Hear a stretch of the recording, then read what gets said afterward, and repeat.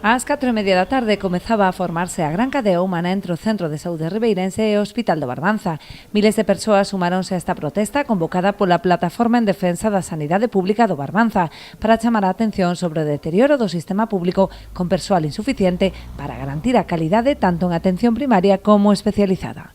Para organizar o percorrido de 5 kilómetros, desenvolveuse un dispositivo de seguridade integrado por Policía Local, Protección Civil e numerosos voluntarios da plataforma, que organizaron os grupos por treitos para completar a distancia. Nalgunhas zonas realizáronse cortes puntuais de tráfico nos que os manifestantes aproveitaron para desplegar pancartas e lanzar consignas como Ribeira quere médicos e non os recortes.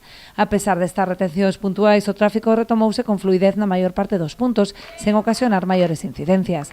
Aínda que non se chegou a completar a totalidade do itinerario, quedouse moi preto, polo que dende a plataforma danse por satisfeitos do resultado da protesta, que rematou coa lectura simultánea dun manifesto en 60 puntos distintos do percorrido.